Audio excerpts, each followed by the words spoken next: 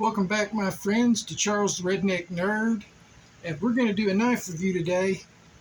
The leather cowboy hat is a shout out to my boy Tinchy, Arizona, or the Angry Dracolope, because he did a video recently where he wore his. So I'm shouting him out and saying, "Hey Tinchy, I got one too." And of course I'm wearing an Oklahoma Sooners t-shirt with it, so we're good to go. Sorry it's been so long since my last video, y'all, but I've been a little under the weather with a ruptured disc in my neck at C5, C6. It's going to be right about here in my neck, and it's caused some severe problems with my shoulder, my left shoulder. How's that, you say? Well, if I tilt my head back, it feels like somebody's trying to cut my arm off right about here. If I do this to the side or try and turn my head to the side, it feels like they're taking a saw and going right there. Needless to say, this causes some problems doing just about anything. But I can turn my head to the right, so there's always a plus. But today, this is a little early, because technically this should be tomorrow on Worktuff Gear Wednesday, started by good old Scab at Choir Boys Cutlery. Another shout out. Little Squatch is looking at me severely because I'm stealing his thunder. But we're going to talk about the Ninjukko, a cool little knife designed by Joe Flowers.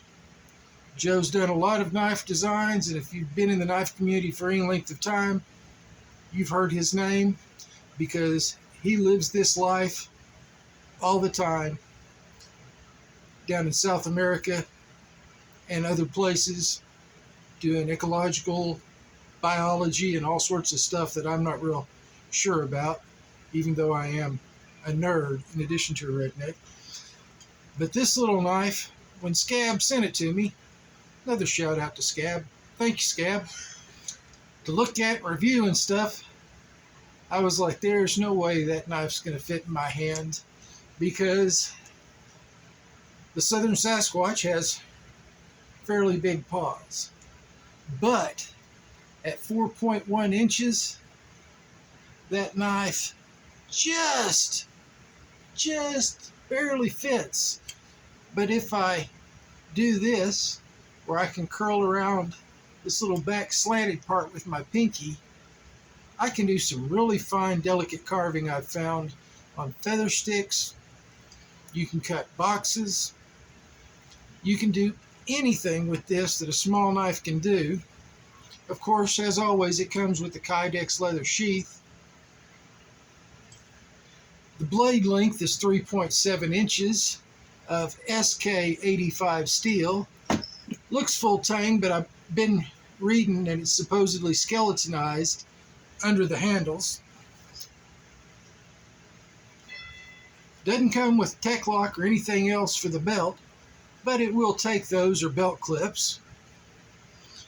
Scab says this is a perfect pocket carry knife because you can just slide it down in your pocket.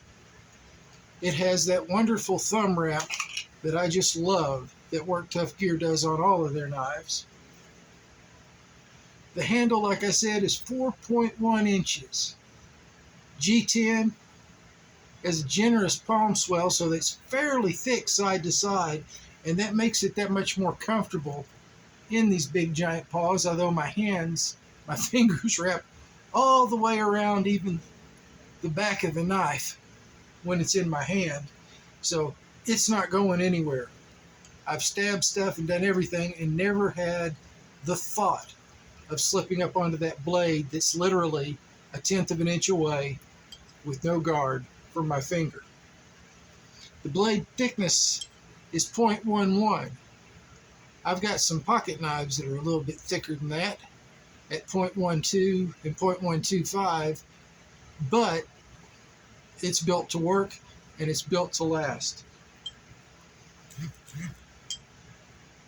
I didn't purchase it. I believe the SK85 version goes for $109. The N690 version that they have now, which is a stainless steel, I believe from Germany, Sells for $129 on the Worktuff Gear website. It's got a Scandi grind with a convex edge on the N690. This looks more like just a straight convex grind to me. It might be slightly Scandi, but the Scandi part could have worn down to where it's just now a convex. The weight on the N690 is 3.9 ounces. This feels about 4.5 to me. My scale broke, sorry folks. The hardness on the N690 one is 58 to 60, and the N690 will be cryo treated. The SK85 is 56 to 58, I believe. And my opinion of this knife, would I buy it? Yeah. Would I get a belt clip of some type to go on here so I can carry it on my belt? I certainly would. I could probably also rig up some leather straps to where I could carry it scout style. But yeah, this would be a knife I would be willing to take anywhere as a small companion knife to my bigger knives, because y'all know I like them. But since I'm feeling halfway good today and not, well, writhing on the floor in pain, I thought I'd give y'all some thoughts on some videos for stuff I've got that I've been waiting to do. Now, the next one I want to do is another one from Scab, via Donnie B All Day, the Extrema Ratio Desert Warfare folding knife. The weird one with this sub-hilt right in the dead dang center of the handle. Now, it feels good, except for some minor details which we'll talk about when we do the full video on this. But this one will definitely be coming up. The next one is a knife that has really worked its way into my heart since I got it last year for our 30th wedding anniversary. Suzer got me the K-Bar Giraz Camp Turok. 8 inches of 1095 Crovan, and it has worked its way up to where, to be honest, spoiler alert, it's just about become my favorite knife and my one go-to knife if I had to just have one knife around. Then we have a cold steel that I've wanted to do, that I've had for a while. Another one that is really an option for all-around camp use. The Recon Tanto SK5 version. I think you'll enjoy that. Then we have my birthday gift from my wife, the Taylor & Company Old Randall Single Action Army version. Old Randall is named after Randall McCoy of the Hatfield and McCoy feud, the patriarch of that group. And this is a slick pistol, folks. And of course, no cowboy would be complete without getting a gun belt and holster for his hog leg, right? Yes, folks, this is unloaded. Never been loaded, not been shot yet, even though my birthday was a month and a half ago. We'll talk about that some more too. But now we're going to the regular old shout-outs that Little Squatch wants to do. Little Squatch lost his club. One of the cats decided Squatch didn't need to be armed. But Squatch did get a buddy. I bought this buddy in honor of Matt Pearson from Blazes and Blades when he died. I was just really getting to know Matt.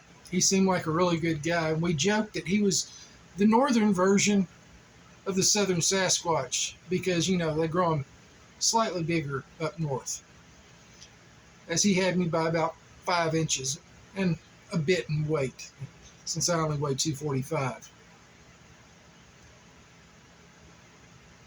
We got the Yeti, the Canadian Yeti.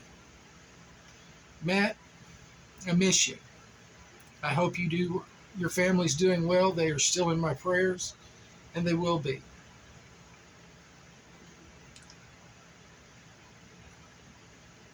I also want to shout out Joe.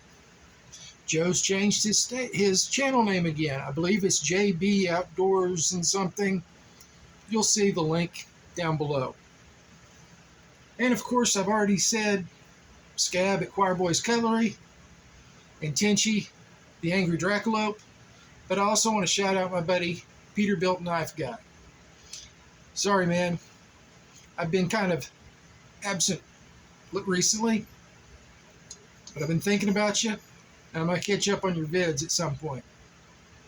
So, this is Charles the Redneck Nerd saying, until next time, which hopefully will be much sooner than the distance from the last one to this one, take care, and y'all check out my buddies. They're all good guys.